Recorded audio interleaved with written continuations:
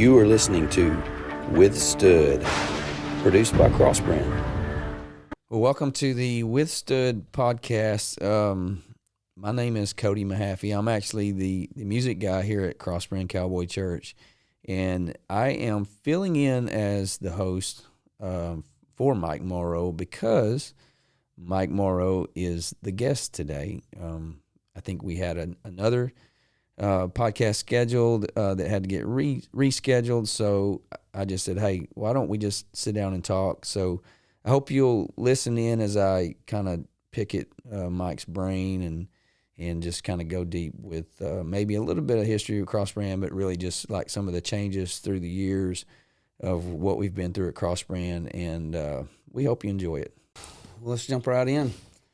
I came up with 10 rapid-fire questions. Uh-oh. That you got to play by the rules, though. Oh, I got to play by the rules? Yes, so if I give you a choice, you have to pick one of the two choices. All right, okay. Or just a short answer, and then the last question you can expand a little. So can I drink coffee in between the questions, or is it very rapid fire? You can. Oh, okay. So here we go. All right. How long have you and Honey been married? Good Lord, Cody. 1987. Okay, close enough. Thank you. How many kids do you have? I have 3. 3 kids. How many grandkids? I have 4. 4 grandkids. Actually, Honey and I have 4. Chevy or Dodge? Oh, my Lord. Is there an option to this? Chevy or Dodge? Well, Chevy if I have to, only because the guy that saves my life every Sunday is a Chevy salesman. Mall or theater? What? Mall or theater? Okay, this is awful. These are terrible questions, Cody. If I had to, I already know your answers. So I'm trying to get. I want to see like what theater. Brain. Dang okay. You, theater. All right. You're gonna love this one. Chicken or fish? Fish. Fish. Boots or hey dudes? Boots. Really? Of course. Okay. All right. Who's your favorite staff person, Brett or Kiona? Kiona, of course. Kiona. We all knew you would say that. Kiona. Of course. Tell her I said that. I will. Okay. I will. Will you ever shave your mustache off? No, I can't. Why is that? Because of Cletus, my daughter. She told me one time I couldn't, and I have to get permission from her. I don't know why I feel such shame and guilt. I've stuck with it. I tried to shave it one time when she was in high school, and she came uncorked. So you will probably die with your mustache. Yes, sir. I get it. Yes, sir. I get it. 2 more. Pop, country, or jazz music? If it's modern country, then I'll have to go with what were my options? Pop, country, or jazz music? Pop, country. Yeah, like the bebop country stuff. Jazz. Okay. I'm with you on that one. All right, the last one's a little more serious, and you can expound a little bit, but if you could be in a room with anyone, past or present, dead or alive, for 1 hour, who would you pick? I actually think that I would like to be in a room with John MacArthur and just pick his brain. Who's still alive? Yes, he is still alive. Yes. And just be able to pick his brain for that would be cool. Just sit down and talk to him. We utilize this stuff around here all the time. Yes. Would love to do that. That's awesome. So you didn't actually start out as a preacher. No. I say that. I guess kind of that was the path in the early days when I was 19. I got to say when I was 19. And by default, I guess I ended up taking some kids to camp and teaching, and knew that I had a calling on my life pretty early. I wasn't really sure about where that would take me, but I did work in my dad's little country Baptist church for a little while, and then right before I went to college, and I knew I needed to be in ministry. I wanted to be in ministry, led to be in ministry. I just knew pretty quick that it wasn't in a pastoral lead pastor position. So when did that change? Actually, the Cowboy Church movement is what did that. Of course, my only reference point to pastoring was smaller country churches. And the pastor was, everybody in the room here knows that I'm talking about my daddy. My reference point was he was the construction guy, the janitor, the hospital visitor guy, the preacher guy. That was my dad. Yes. Do everything. That's right. Played the piano, preached, visit everybody, do all the funerals, weddings. And I just knew that that wasn't me. And I found, or the Cowboy Church movement found me back in about 2000. It's interesting. I was in the bottom of Palo Duro Canyon, and I picked up I think it was a Western Horseman magazine. Is that the trip you took with Brad Glenn? No. Different one? No, it's a different one. Thank God. If I'd taken that trip with Brad Glenn, I probably wouldn't be in ministry. I read about Cowboy Church first. I thought, well, this is interesting. And then I started visiting some cowboy churches of every flavor, hardcore Pentecostal cowboy churches to Baptistified. And then was kind of introduced to what would become the Texas Fellowship Cowboy Churches kind of church. And so what drew you to away from traditional church to when you figured out about the Cowboy Church movement? What got you excited about Well, that? for a long time, so, there's some fast forwarding here in my story, but I was in Jacksonville, and I was at First Baptist Jacksonville for a while. And then I was actually worked in recruiting at Jacksonville College for a little while. And then I lost my baby brother. And that's what kind of catapulted my whole, that was a life shift for us. I'd gotten married in 1987, and my brother died, shortly thereafter. Well, I started having all these schools ask me to come speak regarding his death, specifically, drug use. Yeah. And so I started working in the public schools while I was at Jacksonville College. And I loved the feel of it, man. I was, getting to of course, we were a lot more free then. I could actually mention God's name and our Father without getting thrown out on my head. Right. And so that was, that was in the late 80s, and I had gotten a degree. I was still working on my degree, which was speech comm, and I got a degree to actually complement youth ministry. I didn't want to go to seminary, but I got a speech communication degree from UT Tyler. And I didn't realize that that degree would actually turn into a teaching certification. And I got a call from Martin's Mill, and they were looking for a speech and debate coach. And so I left, Jacksonville College. I was in administration there, so I left the college and went to Martin's Mill. And so I found that I could teach school, do ministry, and then in the summers I was working at a youth camp. We sent about 2,400 kids through each summer. Wow. I did that about 10 years, and so my journey in ministry was, okay, I'm gonna do FCA. I'm gonna be available, for kids, get paid by the state, so to speak, right, to do speech and debate, and then do camp So is that where you really developed like your speaking skills? Because I've always felt like you're a really good communicator. I appreciate that. Is that where you is that where that developed, or do you feel like you just kind of? I had zero interest in anything to do with speech and debate in high school. It was just cows and girls in high school, for all of us, probably. Other terrible things, and then when I got saved and started doing my testimony and started doing a little speaking, that's when I realized that God had probably given me some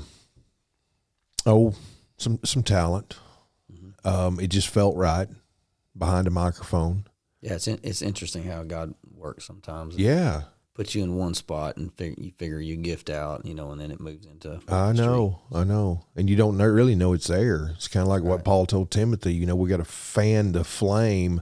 So I think, it's there. God has a purpose, of course, since the beginning of time for all of us, but something has to happen to spark the flame. And then we got to, just kind of keep blowing on the embers to get it to come up. But back to my story, Cody, I was in the classroom for 15 years at 2 different schools. I was doing part-time ministry the whole time. Ended up in Quitman. Great kids. It was a great 11 years of my life. Started a ministry out of an abandoned Spanish mission there. And it was kind of separate from the church property that owned it, and just made lifelong friends with so many of the kids. But it was a full-blown youth service. Some still go to Cross Brand today, right? Yes. Yeah. That's very cool. Yeah. We're blessed. A little bit about how that started. I mean, I don't want to get into a history lesson of the whole church history lesson of Cross Brand, but maybe just briefly mention kind of how it started, and then you've seen a lot of changes in Cross Brand. Lots. Tons. And yes, sir. I've been here, I guess, 9 or 10 years, and I've seen a lot of changes at Cross Brand. And I've seen a lot of changes in you in just in that 10 years, and you were here a long time before me. Yes, sir. So talk a little bit about kind of how it started, and then why we're so much different now. Well, in 2003... In 2003, we got a phone call. I was actually trying to put a church together in the Wood County area. I wasn't really sure where it would land, but it actually is the church that is located outside of Gilmer now. I believe it's Frontier. Mm-hmm. So it didn't have a name or anything like that, but I was... reluctantly and cautiously, after I began to do some research on the Cowboy Church movement, I thought, man, the way the model is set up for leadership, I can dig it. I like that. I could possibly, and again, I didn't really think I was lead pastor material, but I thought, man, I could really support a lead pastor, my co-pastor or whatever. So in August, we had been in the summer. We were actually using a building at First Baptist Winsboro. We were using one of their buildings. We were meeting on Thursday nights for core group development of the Cowboy Church that would start in Wood County. And it never did start in Wood County, it started in Upshur County. I got a phone call. I'm really not even sure who may have been Danny Pickens, I don't know, but somebody called me from down here and said, hey, we're starting a church in the Tyler area, a Cowboy Church, Cross Brand. I go, well, that's interesting. They said, we don't have a pastor, and we've just been kind of rotating some speakers in there, so would you come speak on a Thursday night? So that was August of 2003. So I came down here. They were in a little building. It's a counseling center on 155. And I don't know, 15, 20 people. So I came down. They said, hey, we're fixing to launch on Sundays. Would you come speak until we can find a pastor? And I said, yeah, I'll be interested in that. Little did you know. Little did I know. And I haven't left. So I started in August of 2003 and still terrorizing everybody at Cross Brand. That's awesome. So I've heard it said, and this is a change, and we've talked about this, but I've heard it said even recently, well, y'all just took the cowboy out of church. Yeah. Tell me what's wrong with that statement. Well, I think if you'll, to the person that comes, you're going to see it's pretty hard to miss that we are so Western heritage flavored. I always use the example.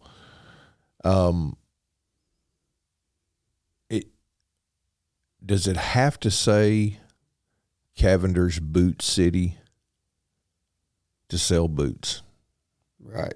You drive on the loop, I think it says Cavender's now. There's still a boot store. And there's still a boot store. That's right. Or a Western store. A Western store. And I guess we just plug Cavender's. I'll have to call Joe and make sure he sends us a stipend for that statement, Joe Cavender. But you've even changed your views kind of on Cowboy Church from the original start of what it was really meant for, but then something took place, something you recognized. Yeah. What was that? So Craig Rochelle says there is I believe he's the one that said it, there's an expiration date on everything I say, unless it's scripture. Right. And so here's what I liked about the Cowboy Church in the beginning and what got us where we were in the early days is that I was sitting in a cushioned seat, red carpet, stained glass windows, and one morning I looked around and I saw no one from my Monday through Saturday life. No one from the horse sale, no one from the cow sale, nobody that we rodeoed with. And I thought, wow, what is the deal? And so, without going too far in, it's like that great book, Why Men Hate Church, that I still have in my office. Yeah. For whatever reason, there is a culture of especially men, and it's really mainly in Northeast Texas because it's not so much. You go to Cody Cochran's church, you go to church with Brad Glenn. There's lots of cowboys and farmers and ranchers that go to traditional church, but in the Panhandle in West Texas, I don't know what it is about this part of the country, but so many of my people just didn't do church. Right. And so that was part of the vision of what we had in the early days for not only Cross Brand, but every church that would be affiliated with our group of cowboy churches, was we need to do something to lower the barrier of whatever that barrier is. Is it dress? Is it the way we communicate? Well, what is it that has created a barrier, a blockade for especially the men that they don't want to come to a local church? And so in the early days, we found through arena activities, especially the arena activities, and when you would come into our building, it was very common, very plain. We're in a different building now, but it was very common. It was very plain. As long as you wore clothes, you were good, But you walked in and you didn't feel judged. It was comfortable, coffee and donuts. And, man, that's what got us here. And so it's Cowboy Church is almost like the ministry of the Apostle Paul. When it first started out, God had,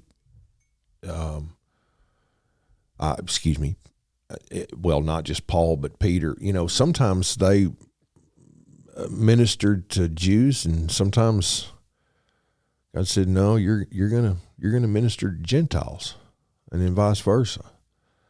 And so about 10 years into this deal, we had started, man, I've lost count, Cody, on how many cowboy churches we've started. Right. But we helped plan a bunch, built this phenomenal arena that we have here. And I'm saying that for the people that, that are going to be listening to us that they're not in our area and they don't know what kind of facility we've got. But we built this phenomenal facility and realized that, oh my goodness, because we've lowered the barriers and because we have such a non-judgmental approach, now we still preach the gospel. Sure. Heaven and hell, we still preach it, but everybody came, Cody. I mean, from doctors and lawyers to bikers to... Well, and I've heard you say before, correct me if I'm wrong or if this is still true or you still believe this, but in going so hardcore cowboy, we kind of created what guys like you and I left from traditional church. Oh, you have to dress a certain way, you have to look a certain way to come to our church. So a lot of people would say, well, I'm not cowboy, so I can't go there. Well, then we're excluding people that... There is no telling how many people we have left behind, not so much now, but in the early days, I fear that we lost some people because of the title and their own expectations. If you say Crossbrand Cowboy Church, to a college student that is here at TJC from Dallas, right. Yeah, for sure. They may take a step backwards. And so, that always, it bothered me from the early days. And we are still Crossbrand Cowboy Church. We're still Crossbrand legally Cowboy Church. And so many people around town still call us the Cowboy Church. Yeah, and, we have a major PBR event. This is what we are. Yeah. Yeah. Yeah. This is who we are. But I tell you, you have to be really careful because you nailed it, Cody. For whatever reason, there's some people that won't go to a Methodist church. Yeah. And you take that off the sign and it's just a title. Yeah. Without Methodist or, like Forest Hill Baptist Church where my dad pastors. Well, if it was just Forest Hill Church, that wouldn't so right. And we even made a lot of changes in our music. When Vanessa and I came here 10 years ago, yes, the atmosphere was very we'll sit and watch and y'all kind of perform, even though it was, Christian songs or gospel songs or whatever have you, and changed to now it's just straight up worshiping Jesus and absolutely deep lyrics. And, I've heard it said a lot, well, we just got to keep it cowboy. Yeah. Yeah. What? Oh, I've got a sermon. So what's wrong with that statement when even though originally they set it up to reach the Western culture, but then it became obsessive with, well, you got to keep it cowboy. You got to have all these, excuse my term, but corny names, about everything. And, well, I hate to use the word evolution, but I'm telling you, we have sure changed over the years, and it's for the better. I was convicted about that just because my heart has never been just to perform. I want our body here, our local body, that's to commandment. Engage in worship and sing, and it's still my heart. Yes, and it's something we mash on our people a lot, and even more recently about singing and engaging in our worship service. Well, it irritates the heck out of me, Cody, when you're right, we were guilty in the early days. Band, a performance band on Sunday morning is not scriptural. Which is why we don't really bring groups in any No, that's longer. right. Because a lot of them, and nothing, I'm not bashing them. I guess they have their place, and I guess they do minister in some form or fashion. But for here, we just want to be strictly about engaging our people in worship. Yeah. So, and we know how sticky that gets, Cody. When we have had the opportunity to do conferences for other cowboy churches, I have said that statement before, you have, and it makes people mad. It does. Because you get musicians that, I could go all day. Yeah. I'd have to have a armed guard right. when I walk out of here because it's going to make so many people mad. Both. But I'm telling you, it just sickens me to know that Sunday after Sunday, there's just this performance-based music program, and it's very, very common in cowboy churches. Yes, it is very common. Yes, and it just sickens me. And when we started it, I can't say that we were one of the first cowboy churches to just go all out, engage in worship. Yeah, I feel like we're one of the few that do that, and a lot of them look at us and go, "Why aren't y'all doing rewrites or cowboy songs?" Because we're just doing what we're called to do. It doesn't matter if it's cowboy church or biker church or whatever. Yeah, and Paul said you got to sing. Exactly. I mean, singing is not an option. And so if a band is not putting the people in a position where they can sing, if they're singing songs that are too hard, singing new songs all the time, singing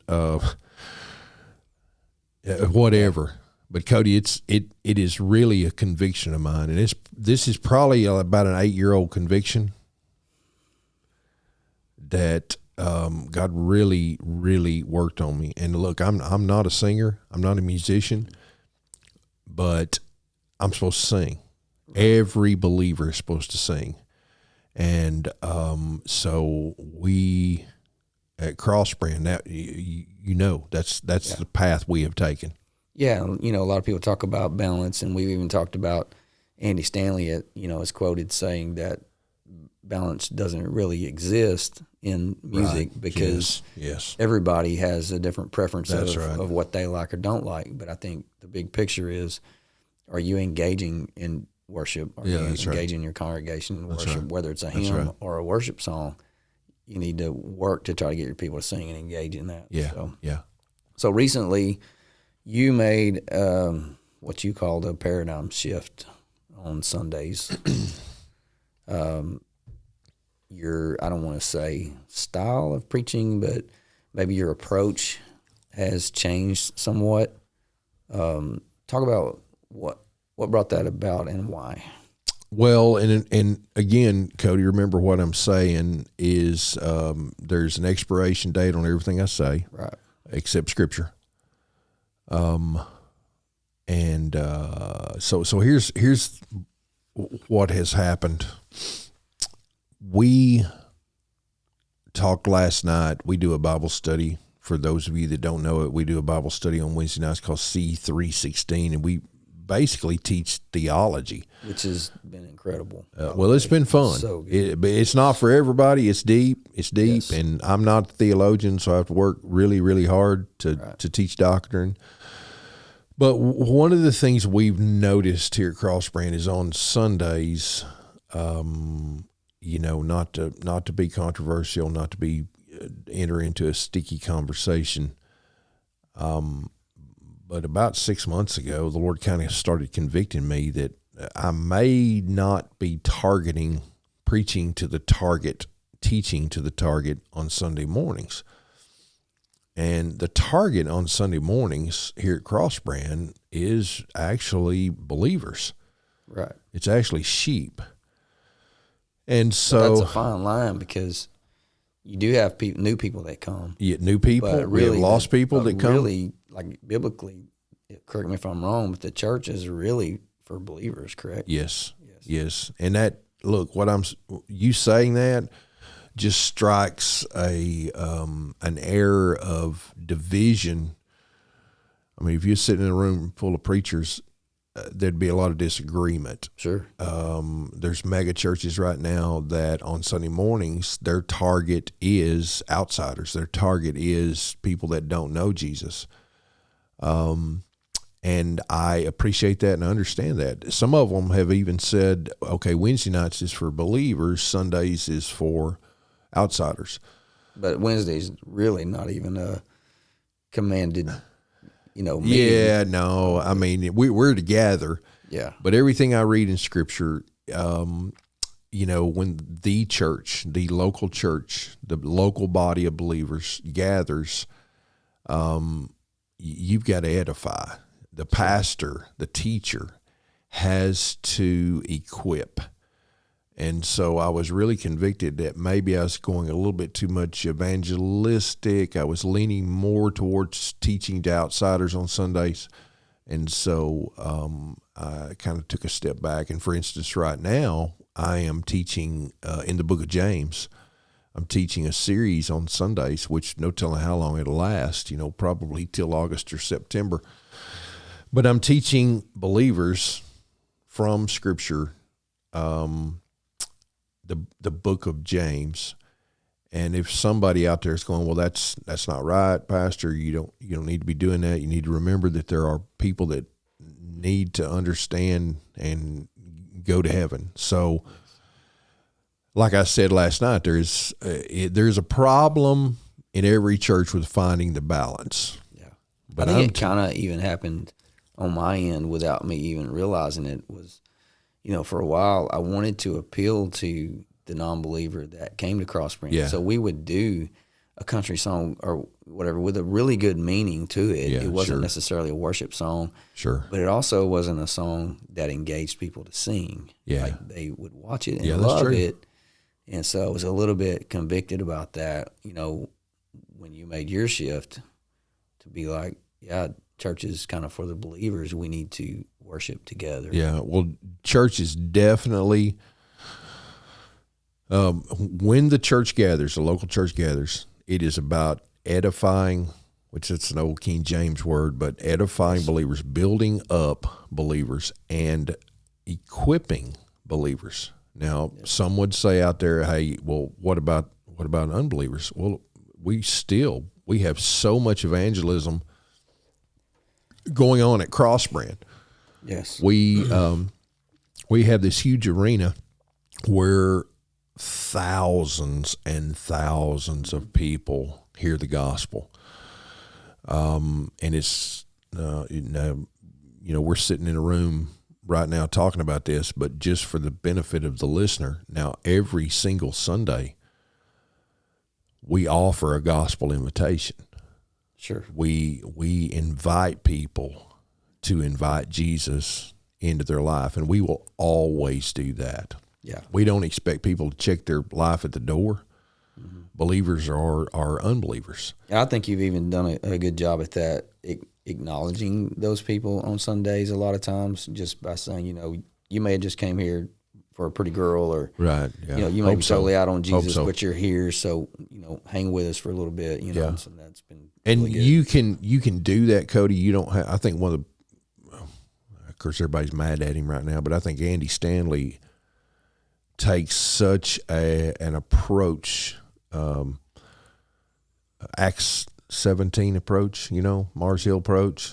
It's just he does a phenomenal job at acknowledging the unbelieving, the never believing, the cautious, and so if we can make those folks that are not believers feel comfortable around the truth, then I think we have a better chance of getting in their head and their heart.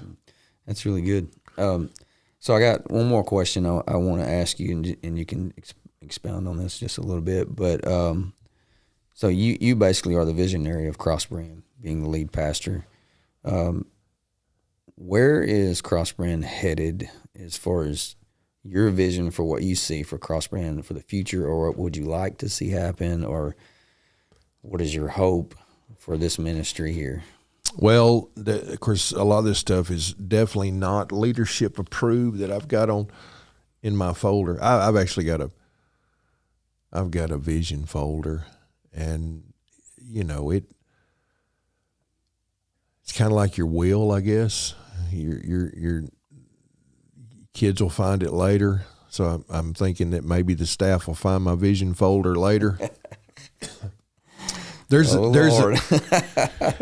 yeah, that's right. Well, for one thing, Cody, and this is something that everybody's bought into, I think, and was very convicted, very prayerful, but we have got to do a better job in the future of connecting people. Sure.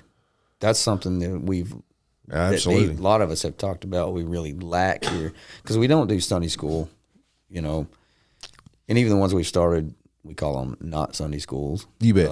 You bet. I grew up in Sunday school, and it's like pulling teeth to get me to sit still for an hour and listen to a lesson. Yeah. So the first thing we're going to do the first Sunday in May is we're starting connect groups here. Yeah. Yeah. The not Sunday school groups. Not Sunday school classes. Sure.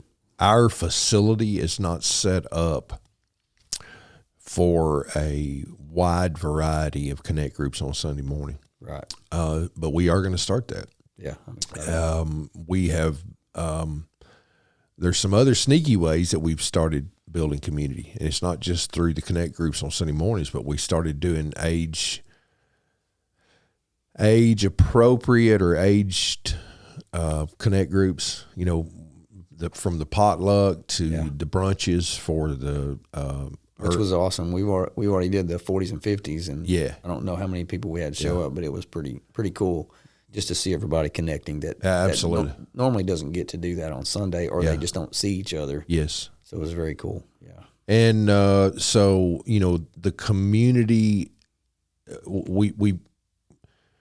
I see us doing more and more to create organic community, organic friendships in the future. I also see us getting very, very serious about the word. In other words, one of the connect groups that we're going to start is a foundations group. Two of the groups. One of them is for kids. One is for teenagers. Yes, is going to be that our youth pastor, Micah, is on top of. Yeah, I mean they're going to be all about digging in the word.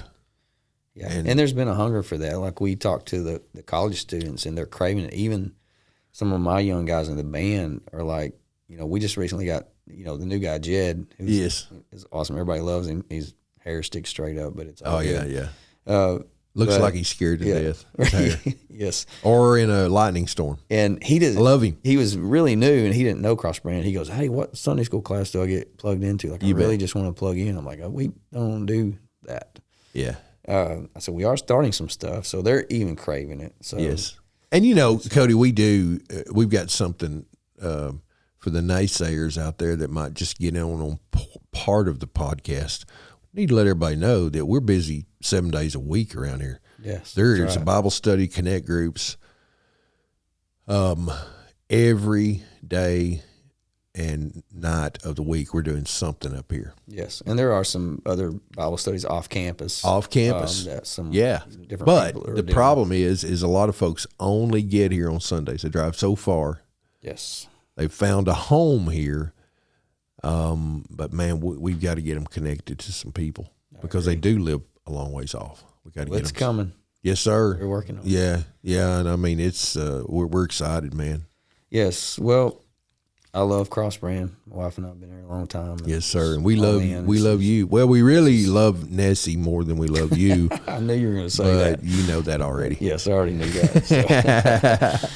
So. Well, Mike, thanks for talking to me. I do have one bonus question. Does that have anything to do with fish or chicken or Chevrolets? No, sir.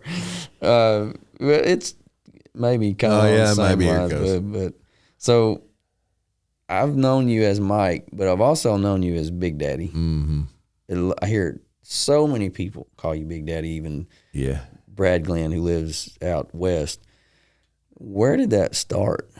I have a precious granddaughter named Lily, the flower, Lily Rose.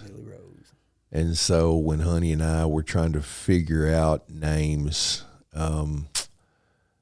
we actually, it's that I haven't thought about the origins of that, and y'all are not going to believe this. So Honey picked Honey, and they asked me, well, what do you want Lily to call you?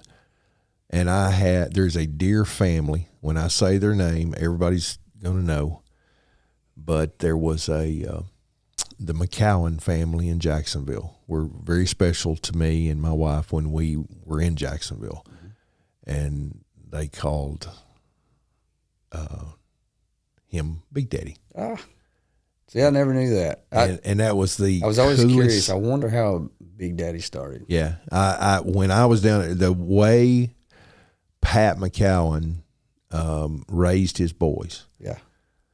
And his girl, I thought, even when we didn't have kids, I mean, he's rough. You're right. And I thought, man alive, I hope I can have that connection with my kids. And those kids called Rayburn Big Daddy, Pat's dad. That's awesome. What about Honey? How did hers? I don't really. Did that start before grandkids? No. Oh, okay. We were just looking through names, and to be honest with you, I always thought that because almost everybody calls her Honey. Like, I know hardly anybody calls her Katrina. Yeah, nobody knows her name anymore. Right. Nobody knows her name anymore, and it's for anybody that don't have grandchildren, you can't imagine how warm and endearing that sound is when they call you by whatever name. I can imagine. And it fits her. Yeah. She's so sweet. Oh, she is. She is.